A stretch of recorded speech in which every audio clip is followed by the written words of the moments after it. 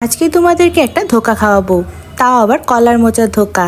হিং ফোড়নে সম্পূর্ণ নিরামিষভাবে কলার মোচার ধোকার ডালনা রান্না করেছিলাম। যদিও এটা নিরামিষ রান্না, তবে স্বাদের তুলনায় মাছ মাংসের থেকে কিন্তু কোনো অংশে কম নয়। এটা থাকলে গরম ভাতে মাছ মাংস কিছুই লাগে না, এত বেশি মজার এটা। কলার মোচার ধোকার ডালনাটা কিভাবে রান্না করেছিলাম চলো তোমাদের সাথে শেয়ার করা যাক। কলার মোচা খুবই পুষ্টিকর একটা জিনিস, এটাতে একদম আয়রনে ভরপুর। এটা দিয়ে কিন্তু নানা রকমের পদ রান্না করা যায়।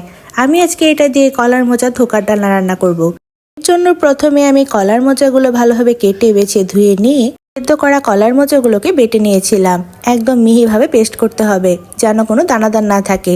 তার সাথে আমি এখানে কতগুলো ডাল বাটা নিয়েছিলাম।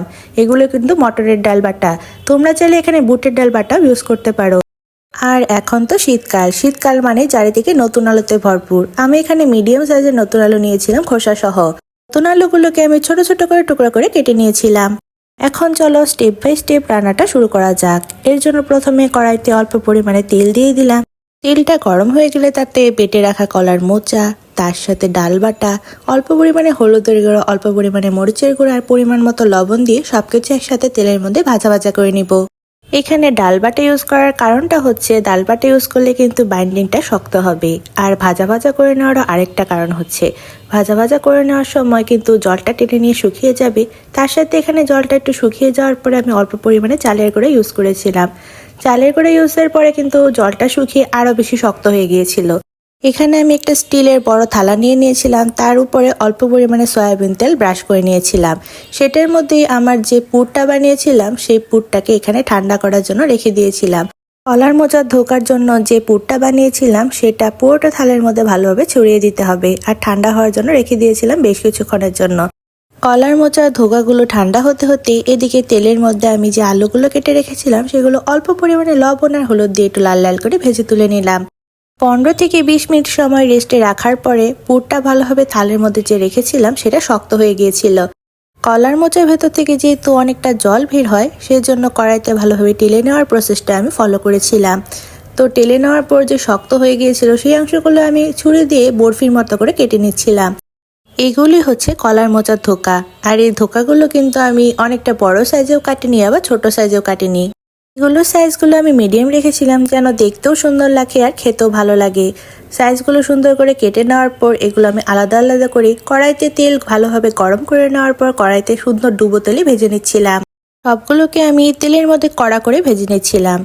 ধোকাগুলো যদি কড়া করে ভাজা না হয় তাহলে কিন্তু ভেঙে যাওয়ার সম্ভাবনা থাকে। আর যেহেতু এটা কলার মোচার ধোকা, তাই একটু কালো কালোই হবে। আমার সবগুলো ধোকা এক একে ভাজা হয়ে গিয়েছিল। ভেজে রাখা ধোকাগুলো আমি একটা গামলাতে তুলে রাখলাম, আর এগুলো দিয়ে একটু পরে ডালনা রান্না করব। তো চলো ডালনা রান্নাটা শুরু করা যাক। এখন ডালনা রান্না করার জন্য কড়াইতে পরিমাণ মতো তেল দিয়ে দিলাম।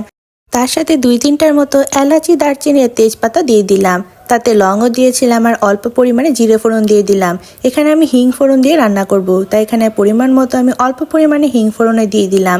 হিং দিলে কিন্তু নিরামিষ রান্নার স্বাদটা অনেক গুণ বেড়ে যায়।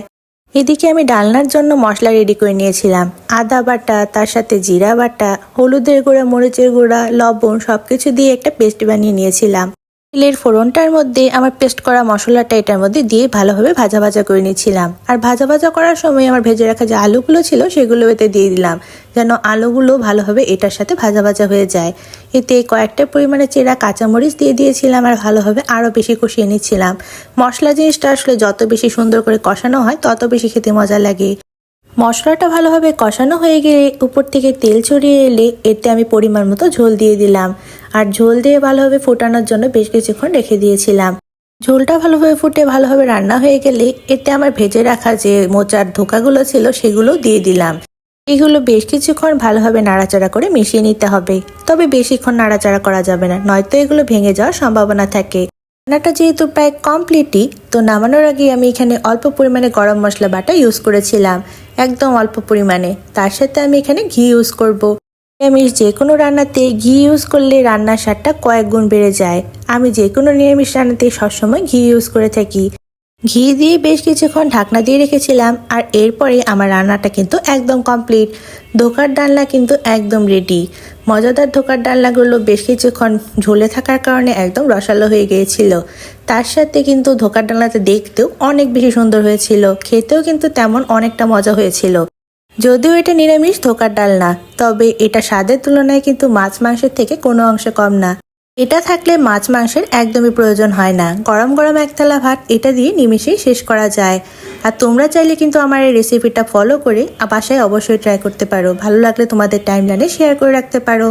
আর ভিডিওটি যদি ভালো লাগে অবশ্যই একটি লাইক করে দিবা সবাই। পরবর্তী তোমাদের সাথে অন্যান্য ব্লগ নিয়ে আবার দেখা হচ্ছে। আজকে এই পর্যন্তই। Thanks for watching. বাই।